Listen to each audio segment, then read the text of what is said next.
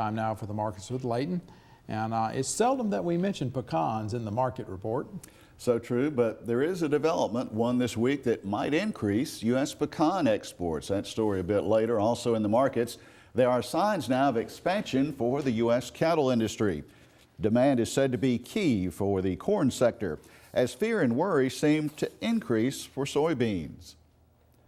The news out of the USDA cattle inventory report on January 30th was a total surprise for the beef trade. In a nutshell, it showed herd expansion, and it is a bearish development for the cattle sector.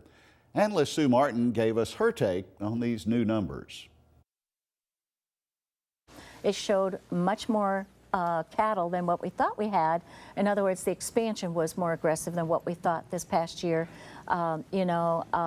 Beef cows and heifers that had calved basically 104% or so of 2013. Traders were thinking that number would be 102.7. Everything came out at 101 or higher on every category. It was a total surprise, and I think the trade was surprised. I think it's a market that moves up, and then it gives you little snapbacks, and then it moves up, and it gives you snapbacks, almost like a congestive correction here. And then I think you turn around and peak maybe the 11th of February or something around in February, and you roll right back down. I think we're going down into April, but the bottom line is we have had really healthy corrections.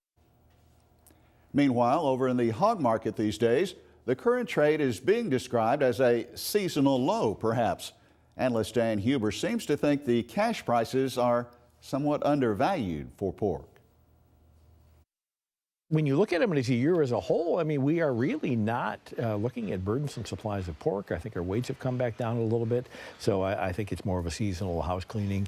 We should be looking at a seasonal low here come early February with, just our standard move back up into the summer months. Not that we, in all the livestock concern, I don't think we're looking at new bull markets, but, have undervalued, where we stand as far as, with the numbers on feed at this point in time, we've undervalued where the cash price is. Our trivia quiz is about a problem weed in Mississippi, a weed that's herbicide resistant. Here's the quiz question. How many of Mississippi's 82 counties now have glyphosate resistant Italian ryegrass? Is the answer A, 44, B, 56, C, 70, or D, 80? I'll have that answer at the end of the market segment. Doan's commentary reports a sudden surge in cotton buying this week. The catalyst is thought to be strong export sales and also rising prospects for a drop in cotton acreage in the United States as well as around the world. In fact, the Chinese cotton crop in 2015 could be the smallest in 12 years if new projections are correct.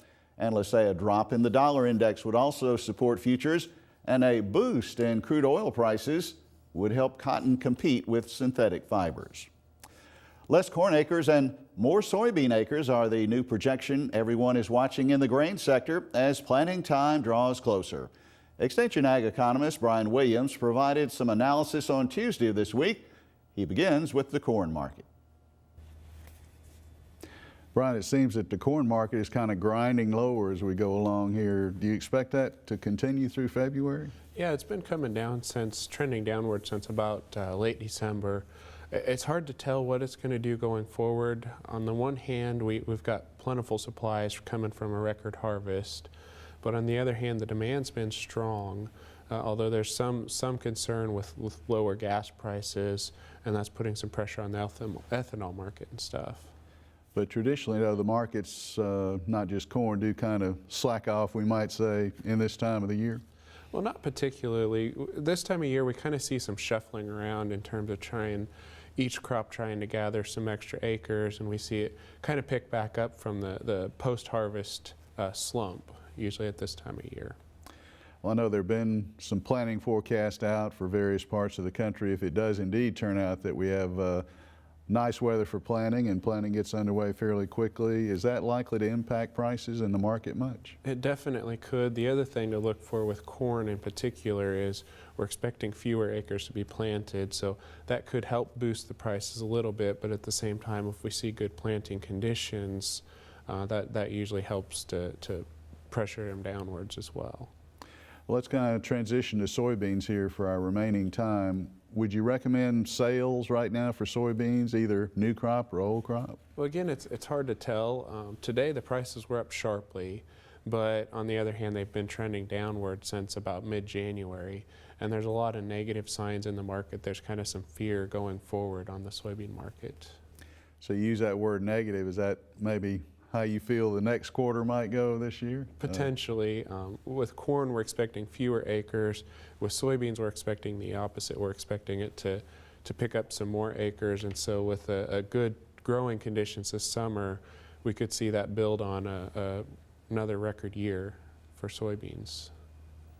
China recently announced it is lowering the import tariff on U.S. in-shell and shelled pecans.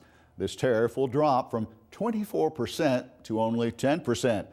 A Georgia congressman spearheaded the talks that began a few years ago that eventually resulted in the favorable development for pecan trade.